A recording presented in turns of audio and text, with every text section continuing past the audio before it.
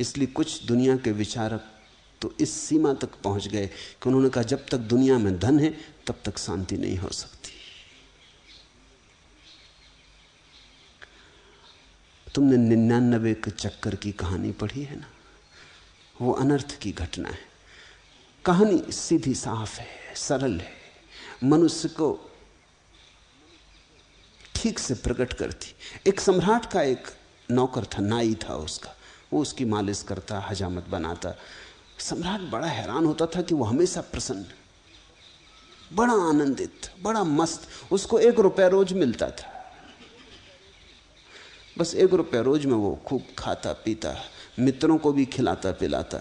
सस्ते जमाने की बात होगी। रात जब सोता तो उसके पास 1 पैसा ना होता, वो निश्चिंत सोता। सुबह 1 रुपया फिर उसे मिल जाता मालिश करके। बड़ा खुश था, इतना खुश था कि सम्राट को उससे ईर्ष्या होने लगी। सम्राट भी इतना खुश नहीं था। खुशी कहां, उदासी और चिंताओं के बोझ और पहाड़ उसके सिर पर थे। उसने पूछा नाई से कि तेरी प्रसन्नता का राज क्या है? उसने कहा मैं तो कुछ जानता नहीं, मैं कोई बड़ा बुद्धिमान नहीं, लेकिन जैसे आप मुझे प्रसन्न देख के चकित होते हैं, मैं आपको देख के चकित होता हूं कि आपके दुखी होने का कारण क्या है। मेरे पास तो कुछ भी नहीं और मैं सुखी हूं, आपके पास सब है और आप सुखी नहीं। आप मुझे ज्यादा हैरानी में डाल देते हैं। मैं तो प्रसन्न हूं क्योंकि प्रसन्न होना स्वाभाविक है, और होने को है ही क्या। वजीर से पूछा सम्राट ने एक दिन कि इसका राज खोजना पड़ेगा। ये नाई इतना प्रसन्न है कि मेरे मन में ईर्ष्या की आग जलती कि इससे तो बेहतर नाई होते। ये सम्राट होके क्यों फंस गए? न रात नींद आती, न दिन चैन है, रोज चिंताएं बढ़ती ही चली जाती। घटना तो दूर, एक समस्या हल करो 10 खड़ी हो जाती, तो नाई ही हो जाते। वजीर ने कहा आप घबराएं मत, मैं उस नाई को दुरुस्त किए देता हूं। वजीर तो गणित में कुशल था। उसने, सम्राट ने कहा क्या करोगे? उसने कहा कुछ नहीं, आप 1-2-4 दिन में देखेंगे।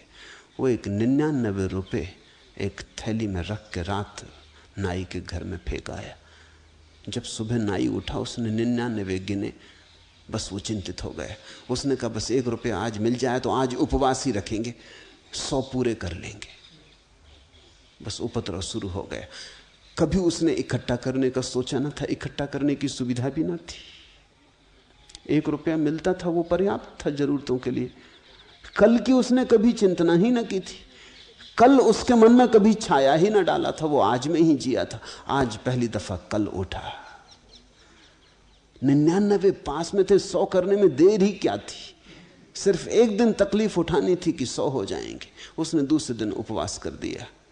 लेकिन जब दूसरे दिन वो आया सम्राट के पैर दामने, तो वो मस्ती ना थी, उदास था, चिंता में पड़ा था। कोई गणित चल रहा था। सम्राट ने पूछा आज बड़े चिंतित मालूम होते हो, मामला क्या है?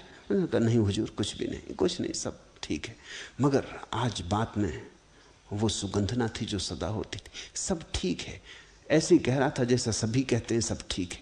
जब पहले कहता था तो सब ठीक था ही, आज औपचारिक कह रहा था। सम्राट ने कहा नहीं, मैं ना मानूंगा,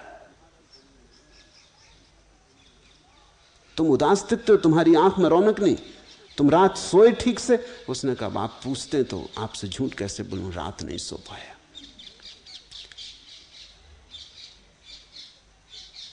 लेकिन सब ठीक हो जाएगा, एक दिन की बात है, आप घबराएं मत। लेकिन वो चिंता उसकी रोज बढ़ती गई। 100 पूरे हो गए तो वो सोचने लगा कि अब 100 तो हो ही गए, अब धीरे धीरे इकट्ठा कर लें तो कभी 200 हो जाएंगे। अब एक एक कदम उठने लगा। वो 15 दिन में बिल्कुल ही ढीला ढाला हो गया। उसकी सब खुशी चली गई।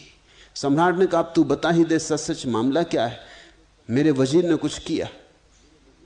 तब वो चौंका। नाई बोला क्या मतलब, आपका वजीर? अच्छा तो अब मैं समझा। अचानक मेरे घर में एक थैली पड़ी मिली मुझे, 99 रुपए। बस उसी दिन से मैं मुश्किल में पड़ गया हूं।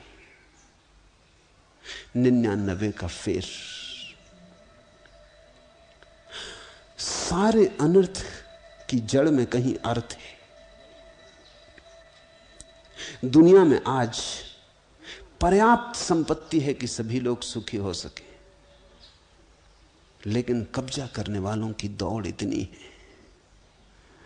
मालकियत का नशा इतना है कि यह असंभव, यह हो नहीं सकता।